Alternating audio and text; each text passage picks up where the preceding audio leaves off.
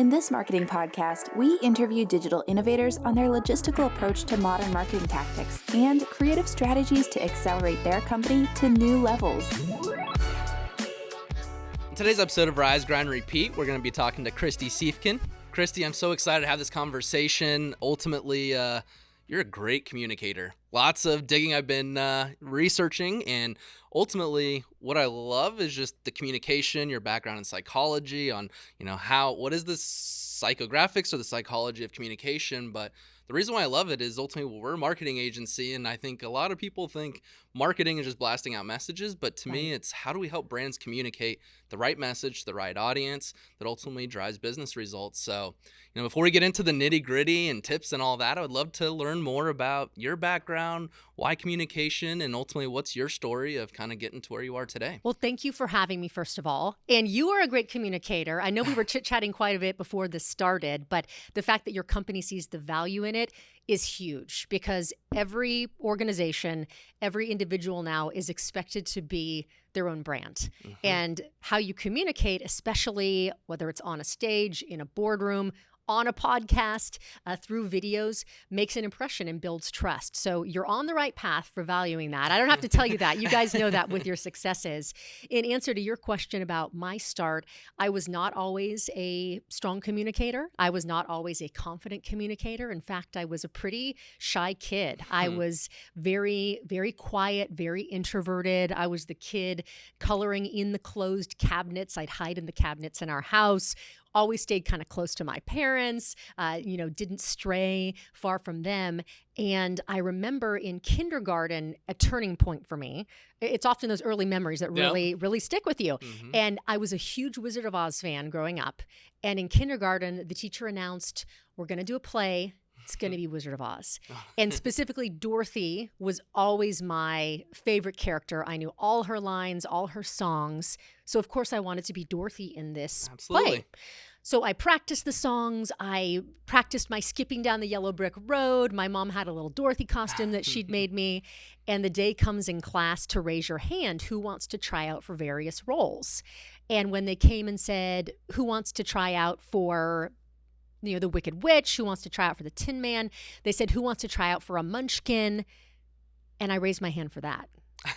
And even though I was 5 or 6 at the time, I had this moment of fear surrounding what I really wanted to do because I was afraid to be judged, afraid to put myself out there. And so I picked the thing that was in the background. I picked the Munchkin instead of picking Dorothy. Yep. And it might sound like a silly story, but more I talk to people and a lot of clients, we often have a moment where we realized our self-limiting beliefs or our doubts were keeping us not only from just going for our goals, but specifically from putting ourselves out there to communicate. Because it's nerve-wracking for most people. Public speaking is a huge fear for many. Being in high-stakes conversations where you don't want to offend somebody, you want to make sure that you're being liked, you're not being judged. It keeps us from communicating well, and sometimes we just stay quiet entirely. So I do think of that as planting the seed of realizing. As a 6-year-old, I didn't really realize it, but later could reflect that I knew unless I pushed myself to become more comfortable that I'd miss out on good things in life. That being a good communicator, being able to speak well was going to open doors for me. So I kept pushing and pushing over time, pushing myself to do the speech and debate team auditions with my hand shaking when I was in high school, and later on was in an a cappella group at Duke. This is before a cappella was cool, but still was really fun. And then discovered that communicating really was transformative. It was my passion. So while I had an undergrad degree in psychology, I noticed that I was applying the psychology to communicate. First in a nonprofit setting, and then eventually as I decided to go back to grad school and full-time pursue it for journalism, I started to integrate that into my career as well. So I went from nonprofit space, became a spokesperson for a few different nonprofit organizations, got to do media interviews where I was the person being interviewed, but I thought, how cool would it be to be the journalist that gets to ask the hard-hitting questions, the hat that you get to wear today? And that led me to the path of pursuing the master's, starting a television career in San Francisco, coming here to Phoenix to continue my career, and then throughout that span also getting to work with some networks, get to do work for Discovery Channel, for Animal Planet, for Extra, and then eventually deciding this has been fulfilling, but I want to use all my skills to teach others all that I've learned. And that's what led me to launch my business. That's amazing. And before we get into that business, I mean, you brought up so many great points. I mean, there's two things. One, I'm a big proponent of perfect is the enemy of great. And how much does fear prevent greatness from happening? Ultimately, that fear, how many, I mean, you work with a lot of executives, high-powered business people. Right. I mean, how many people do you start working with that it's like, you have such great ideas and no one knows about it? Think of the impact you can make on the world if you just communicated those ideas in the right way that picks up traction. So, I mean, how much do you think the fear of communicating prevents, progress and, really change in the world? Because to your point, I think I read somewhere that the fear of public speaking is actually greater than the fear of death. For many it is, yes. And you brought up such a good point there's a great quote from Lee Iacocca that I'm not going to say verbatim, but it essentially speaks to what you said, that you can have the world's best ideas, but if you can't communicate them in a way people understand, your idea is worthless. And it's so true. And that's why what you do for your clients and businesses is vital. It's why what I do provides a service as well. To your point, I talk to executives all the time that at first they're afraid to admit they have the fear because it is an admission of what they feel is weakness, even though it shouldn't be. We're not taught to communicate well. In school, we're taught to write an essay. As we continue into more advanced education, we learn to write perhaps a white paper, a case study, a business plan. The way that we write and write successfully is completely different than the way that we speak successfully, and writing for the ear opposed to writing for the eye. So people are not prepared to be good verbal communicators unless, even if you have a natural gift for it, it takes practice and frameworks and strategy. So first of all, people will be afraid to tell me they have the fear. Then eventually, as we build trust, that does emerge. And then there's a lot of shame around it and fear of, when I do this, if I don't do it perfectly, will I lose the adoration of or trust of my team members, of the people I lead? Am I going to be seen as someone who was faking it this whole time because I can't explain myself well? And that to me is tragic. But whether we like it or not, how people come across when they speak, when they present, informs what we think about their intelligence, their trustworthiness. I mean, this has been studied extensively at Princeton and NYU. So part of my goal in working with, whether it's an executive or even someone who's earlier in the career, is to get them the confidence to know you have the genius, you have the unique perspective, you have a special lens that nobody else has on your subject, on your topic. Let me help you to package it in a way and deliver it in a way that's authentic to you and resonates with your audience. Absolutely love it. And I mean, going from that big career change, I mean, a lot of people might question it. You had all eyes on you. I mean, on the news, on E! And all this. It's and we'll get into, what your business is, but that statement that you made, going from that to basically all eyes on me to how can I put eyes on someone else and get eyes on them? I mean, that is a very selfless move. I mean, what was the thing that got you to go from, I'm done with the limelight, I want to go help others be in the limelight? I mean, what was that process or journey that you went through to go from here to there? I got into journalism because I love research, I love writing, I love people, and I love storytelling.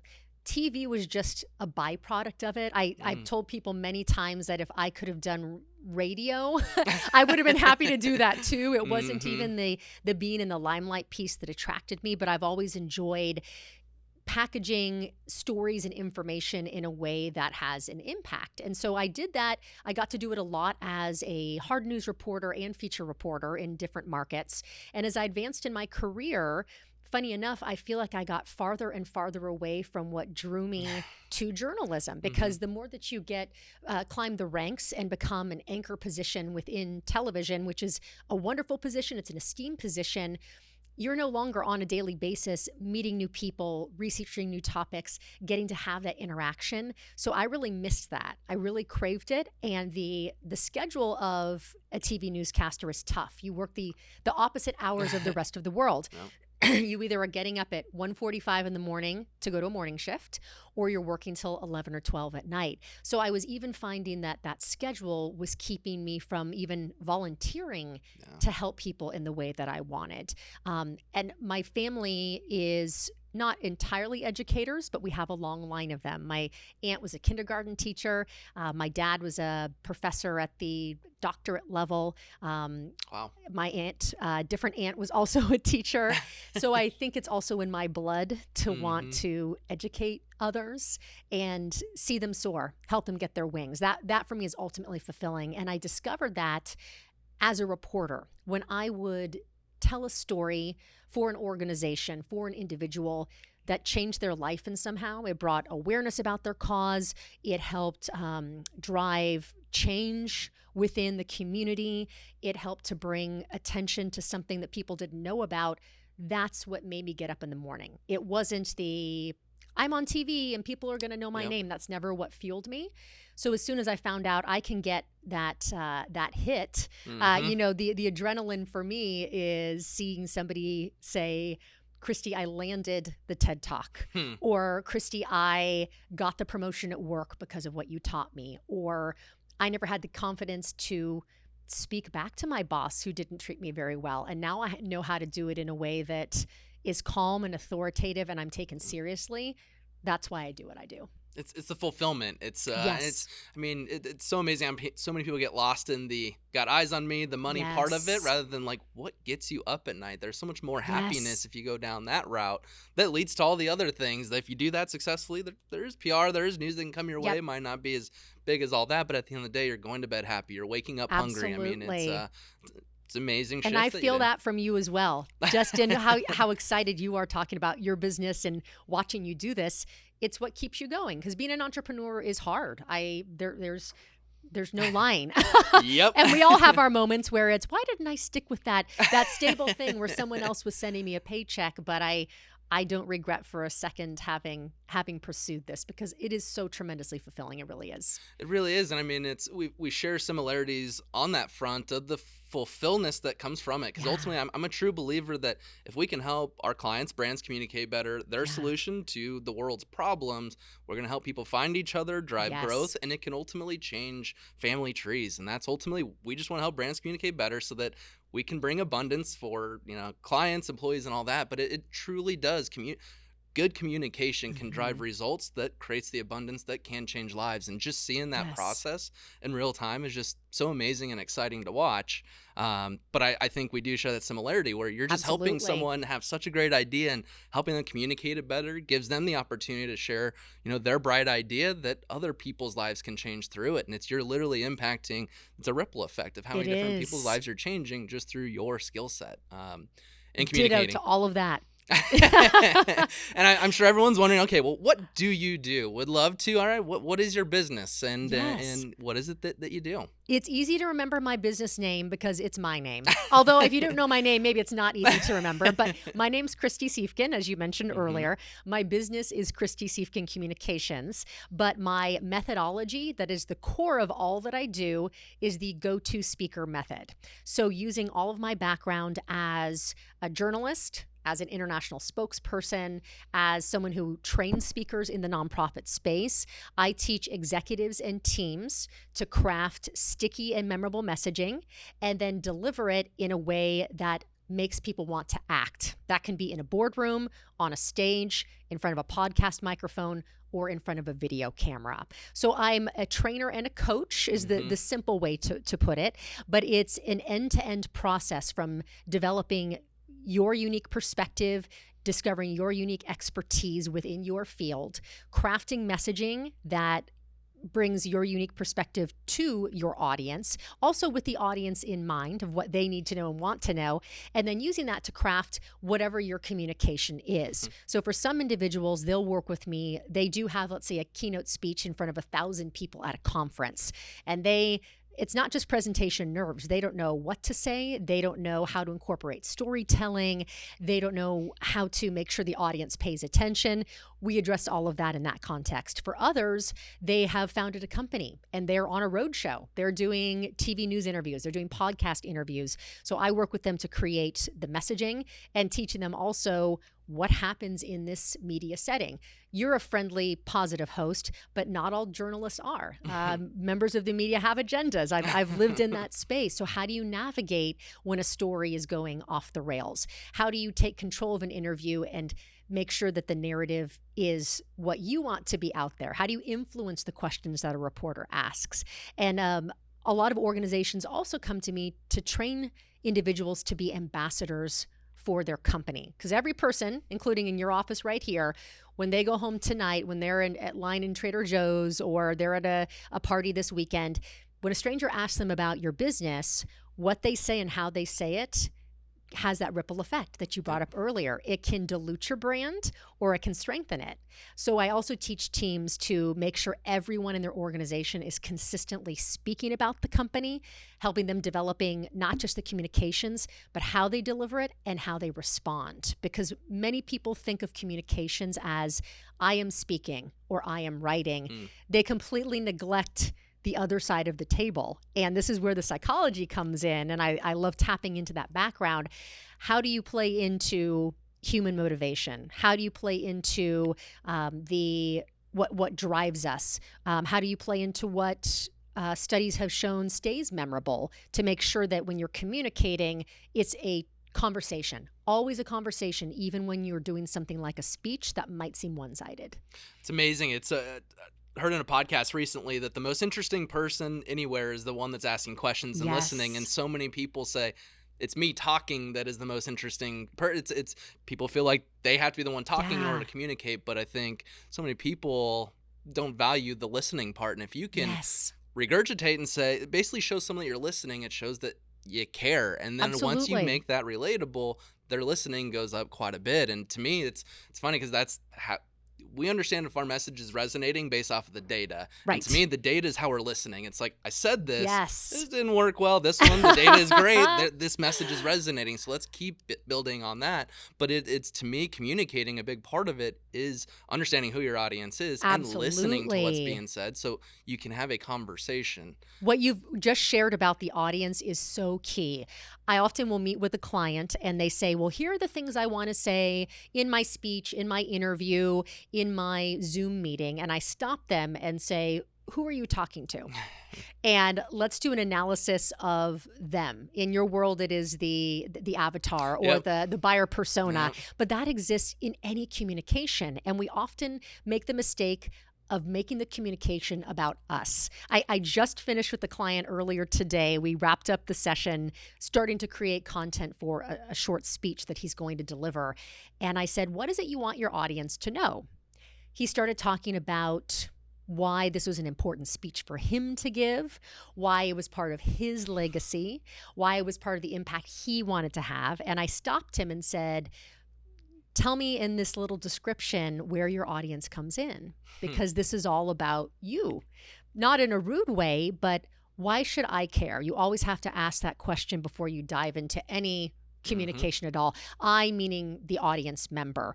So that's an interesting parallel, I think, that we see between what I do and you do is making your content, your speech, your campaigns, all of it needs to be audience centric and using the feedback, like you said. For you, it's the metrics of did something land. For me, we use real time, everything from micro expressions to the types of questions that you're getting from people to determine if your message is landing. And it's a process that takes time. I tell people early on in their journey, I create frameworks with you or for you, depending on how you engage my services.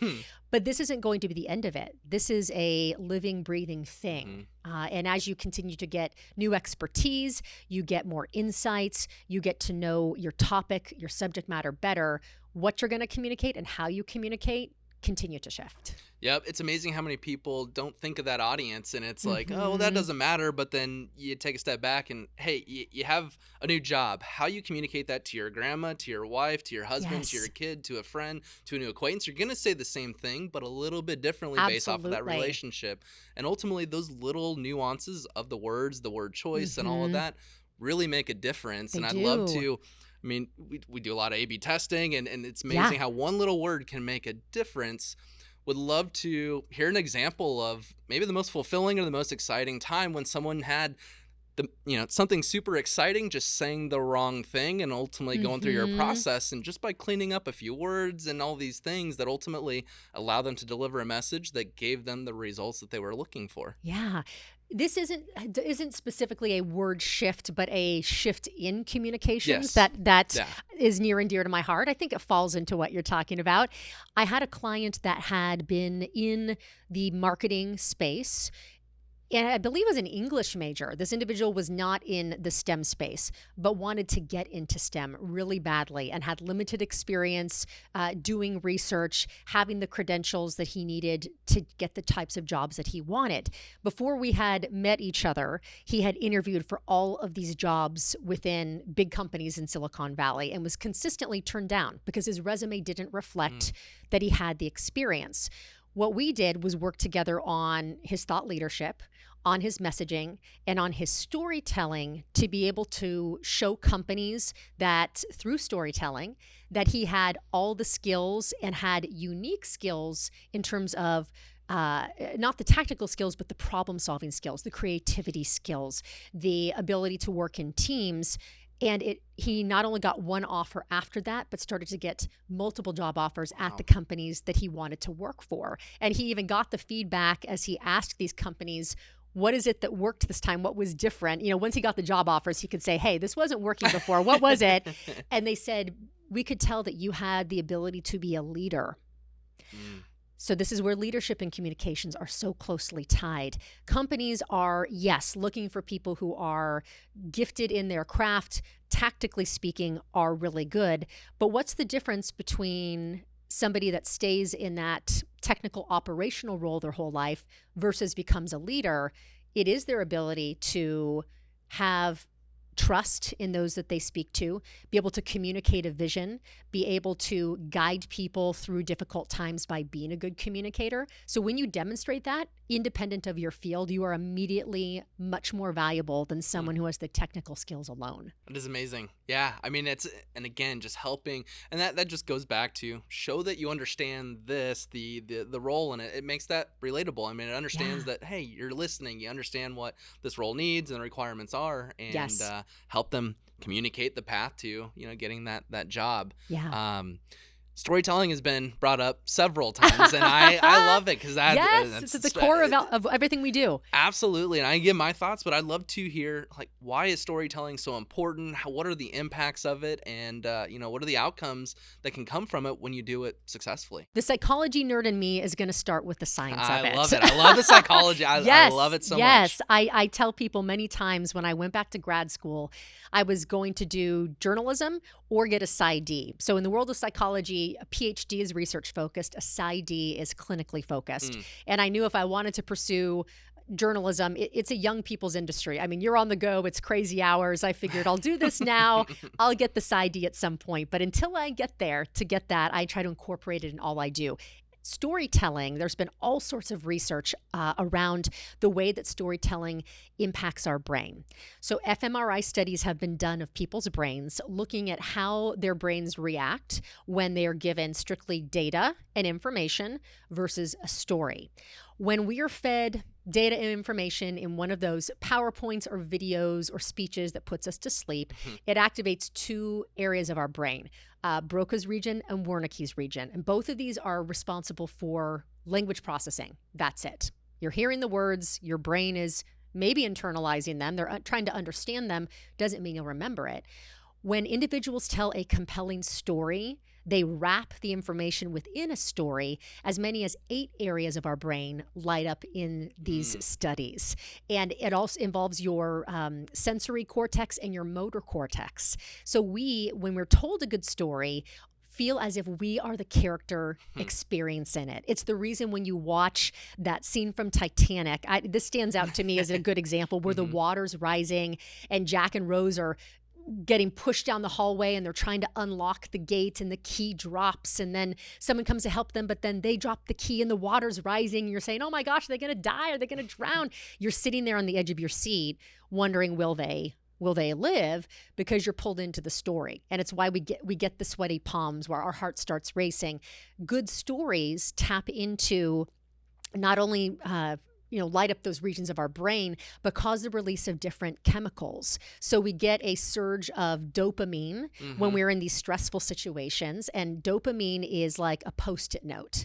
We remember something when we have a reaction to it. So a cliffhanger moment, if I'm telling a story to you about the very first time that I was at a SWAT raid, and I start describing that it was early in the morning. Our news van pulled up. I could see the SWAT team in the distance.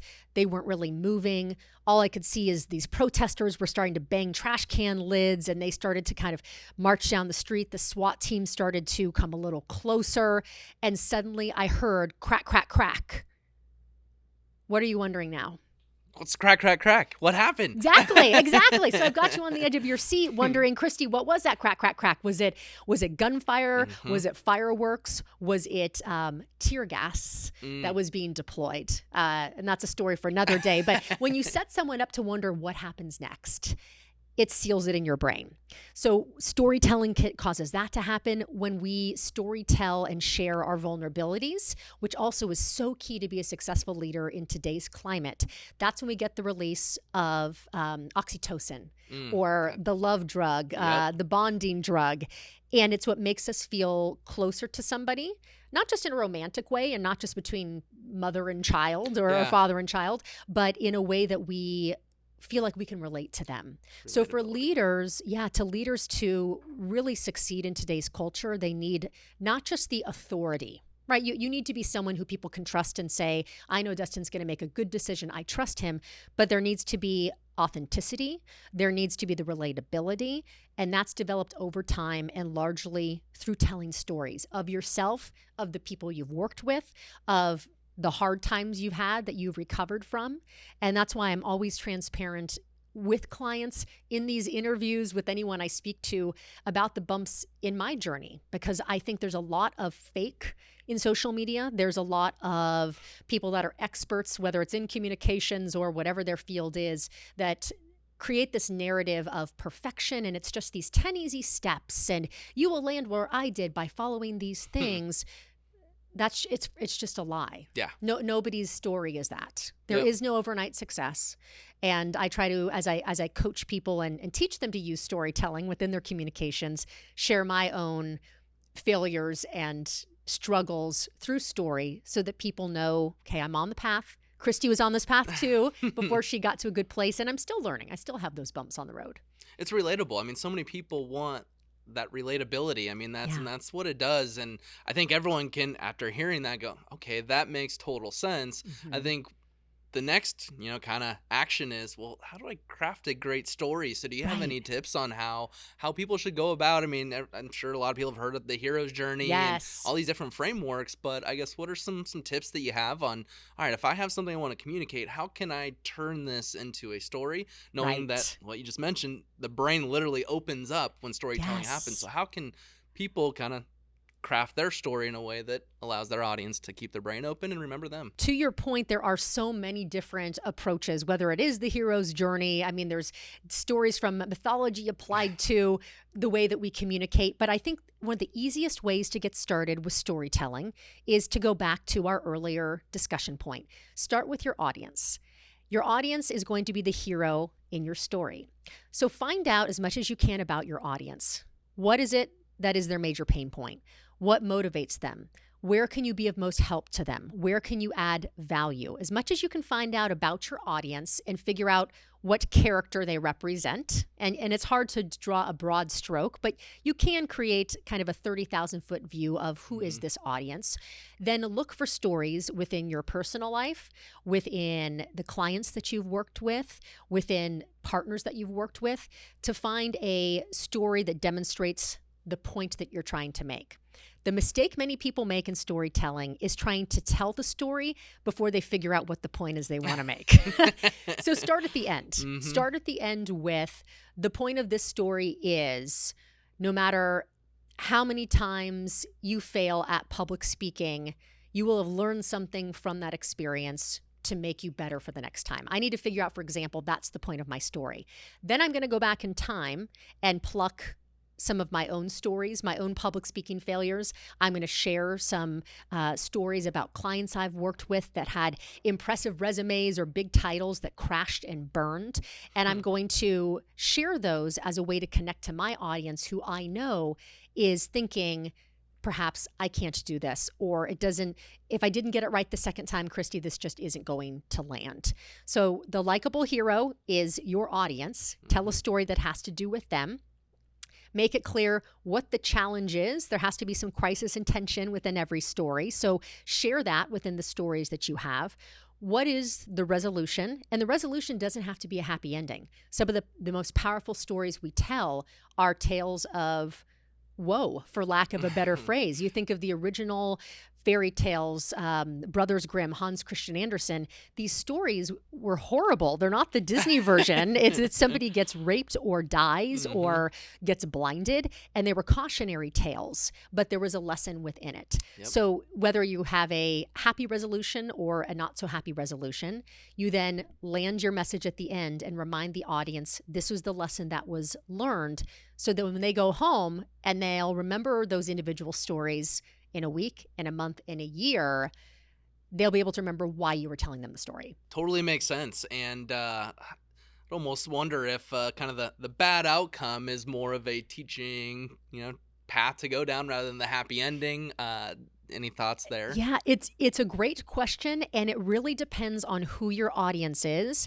And in a corporate setting, how much the corporation allows that type of narrative. And I only say that because I've worked with some pretty large companies that have their values include, we do not speak of things in the negative. It is all positive. I think there's a bit of a mistake there in all transparency. I think that we can't see the light without the darkness. It's the contrast that teaches us lessons. But know your audience best. Maybe you start with the message and the tale being a positive one, being an inspiring one.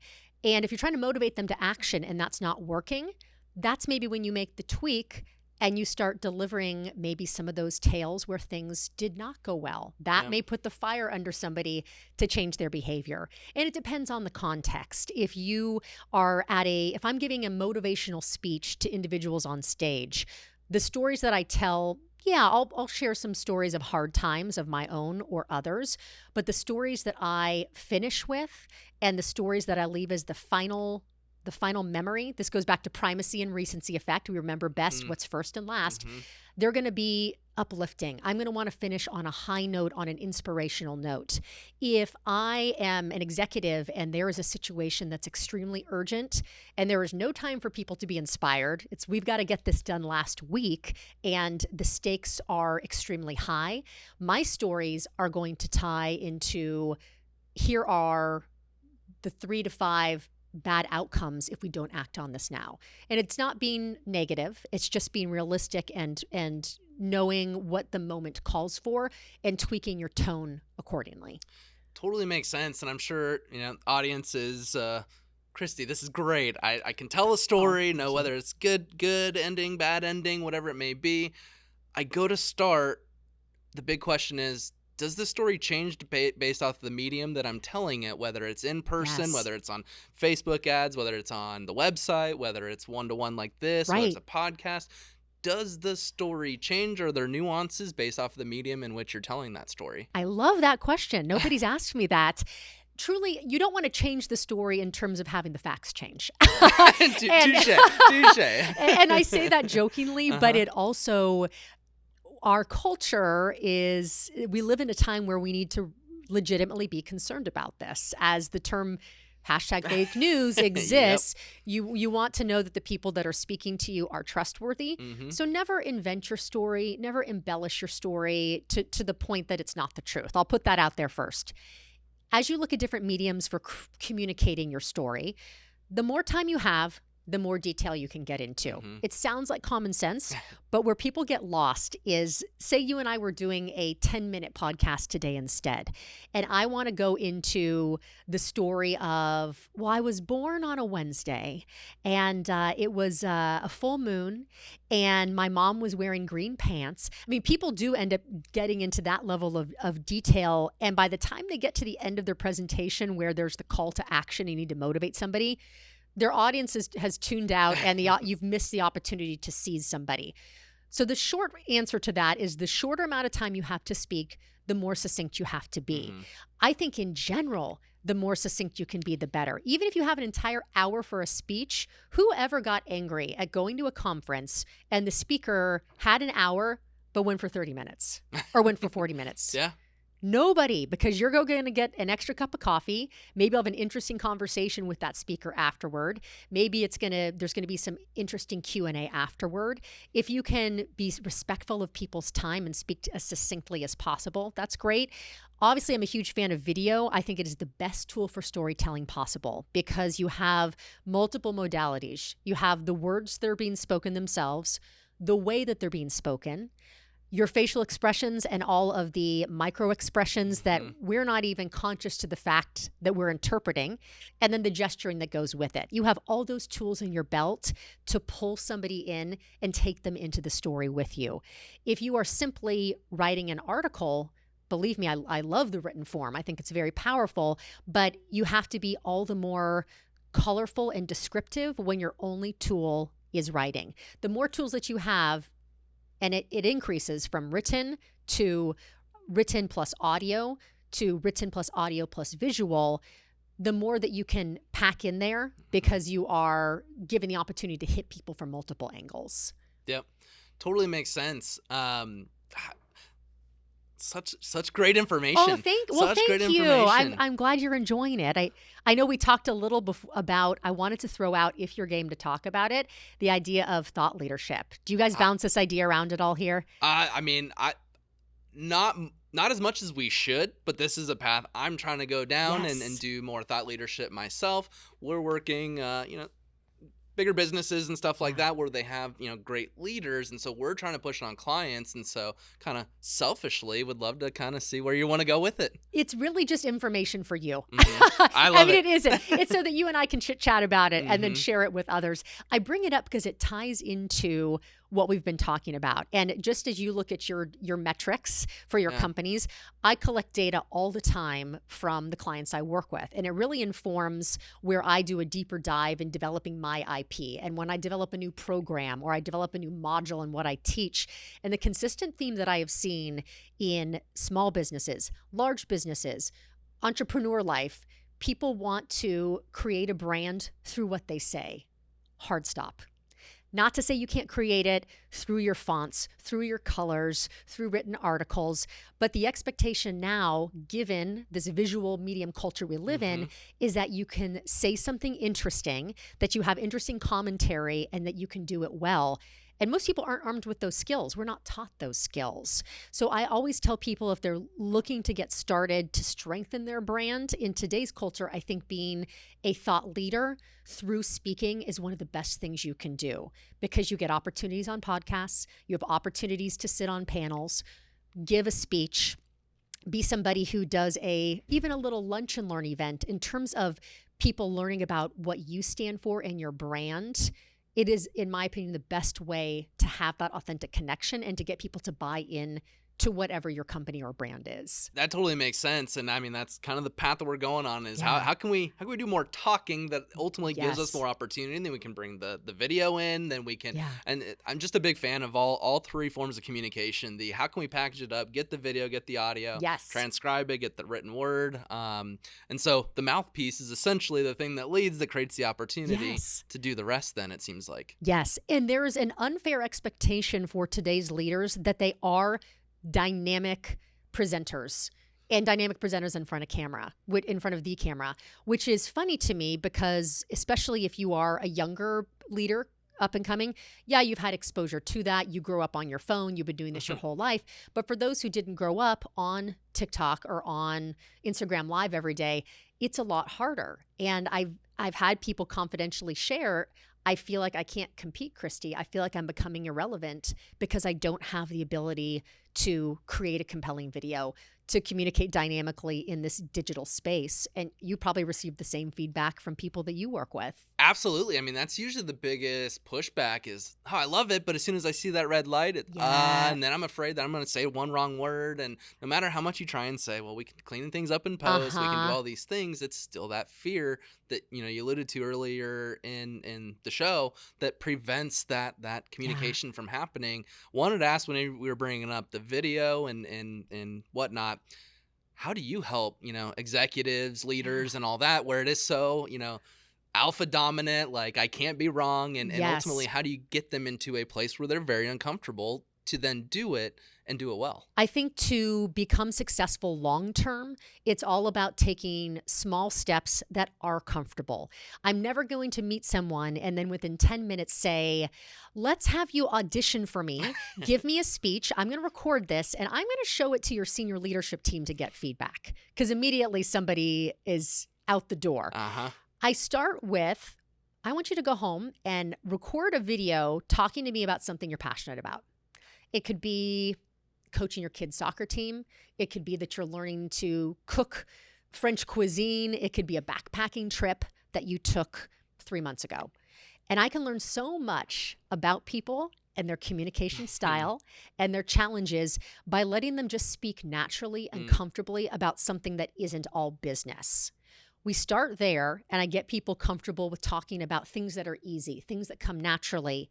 And then we use that as a teaching opportunity to talk about things that are more uncomfortable. Talk about subjects that are going to cause people in your audience to get upset.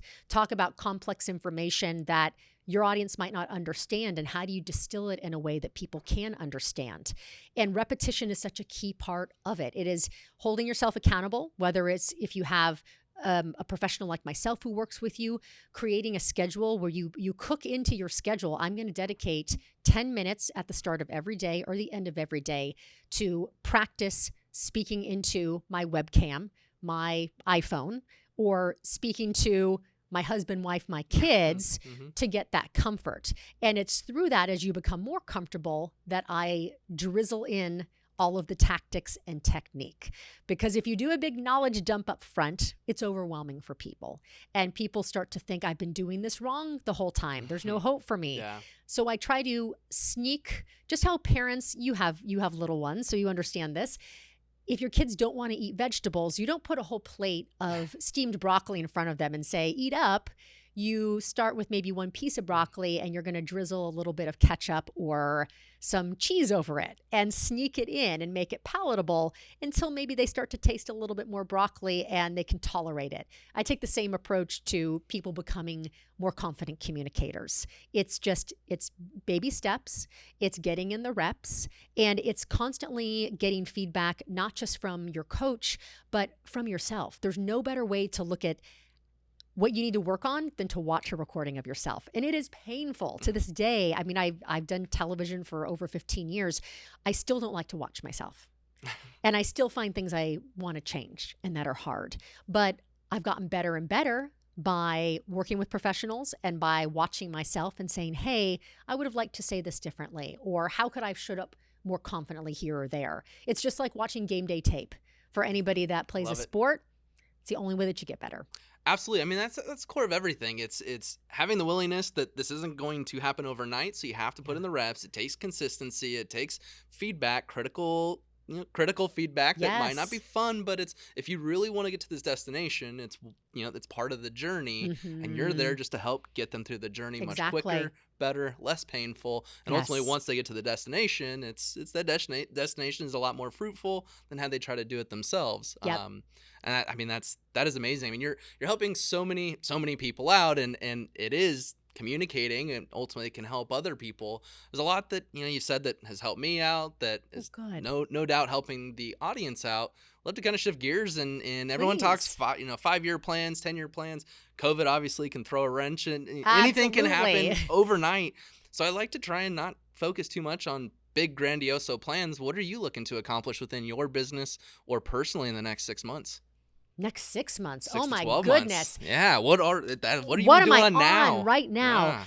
Part of my business is professional speaking. So I don't just do the coaching and the training. I also do professional keynote speaking as well as emceeing. And it's something I had the chance to do while I was a broadcaster, because you're brought in to work with organizations, or I always volunteered to work with nonprofits because it's my background. That's where I started my career. And so that is something that I am now getting the chance to build up more proactively and getting the chance to travel more to do. So in addition to taking care of the individuals that I coach and the teams, I'll be getting to do a lot more of that speaking, not just for nonprofits, but for professional organizations and to leadership teams. So that's very exciting for me. I love to write research, the things that made me a journalist. So when I get to create my presentations, when I get to create my speeches, I am in a state of flow where all time is lost. I feel so happy. I can miss 2 or 3 meals of the entire day. The dog's pawing at my leg and saying, "Mom, let me out, let me out." So I'm very much enjoying doing that and looking forward to that. While most of my programs I teach in person as well as virtually, but it is all directly to the individual intensive coaching. I've realized that to really reach more people longer term, I need to have an online product. So that is part of what I'm developing as well now, is my curriculum for those maybe who don't have the time or potentially don't have the budget to work privately with me one-on-one, to go through my go-to speaker program in that digital capacity. Absolutely. And at their own pace. If you want to watch the video 4 a.m, you can, and then I'll still have the opportunity to coach more sporadically with those people, but I'm able to serve more people through a broader audience. I'm also doing a lot more work with clients globally, which is very exciting. Case in point, some clients in Southeast Asia who I work with, and particularly for women who are communicating in a professional setting. The culture informs so much of how they communicate, what is acceptable within the context of that culture or that country. And when a lot of these individuals come to speak to Western audiences, they have to completely relearn the way that they show up. I mean, this is independent of gender. People coming to speak, maybe English is not their first language. I bow down to anyone who presents well in their native language, let alone speaking in a different language. I know a tiny bit of Spanish, but I would do a terrible job if I had to go present in Spanish to a Spanish-speaking audience. So it's helping people who are English not as a primary language, and helping people who culturally need to adjust to the Western ways of communicating when their upbringing in their country has been much different. And that's the beauty of living in the world we do, that we can coach people on Zoom, on Teams, on WebEx. And I joke with friends that part of the draw of starting my business was to have more normal hours. You know this, an entrepreneur, you just work, you work 24 hours there instead. Are no hours. There are no hours, but it's, when I used to be in a studio with no windows at nighttime, now I'm in my home office and hopping on a session with someone at 6 o'clock at night or 8 o'clock at night who's in Singapore, that they're waking up and it's their morning. And so it just feels so different when the choice is for you to get to do it that way. Yep. But that's on the horizon. And then just personally, part of the reason I launched my business too was to get a lot more involved in the community and have a schedule where I could choose to do that. So I sit on the board for a couple different organizations locally. I'm very passionate about health-related causes, animal-related causes, education. And I've got I can't talk about it yet, but I've got some projects around the corner connected to those that I'm very excited about. Well, it sounds like we're going to have a part 2, and it I sounds would love like you that. got a couple irons in the fire. You are literally the what this podcast is about, rise, grind, repeat. I mean, you're doing a lot. You're doing a lot of things that fulfill. I mean, the smile on your face as you're talking about Thank you. it lights the brain up. I greatly appreciate your time coming Of in here, and course. before, I'm sure there's people itching to how do I reach out? How do I find you? Yes. Before that, we've talked a lot of tips, a lot of things to help people communicate better. What's the one thing that you could say if someone's trying to just craft their message, communicate better, either individually or for their organization? What is that tip that you have for them that they can take away and start executing on today? We all learned this in our youth. Keep it simple, stupid. I've And been hearing that a lot I lately. hate to phrase it that way, but I'll just say keep it simple. And I use the metaphor of speaking to your grandma or your next door neighbor's kid who's 9 years old. This is not an insult to your grandma or the next door's neighbor's kid, okay? Grandma is busy with all of her retirement activities. She may not have a pulse on what's going on in your industry. The 9-year-old is distracted with playing sports, hanging out with their friends, being on their video games. How do you communicate a message simply and clearly so that anybody can understand it? That applies in any form of spoken communication.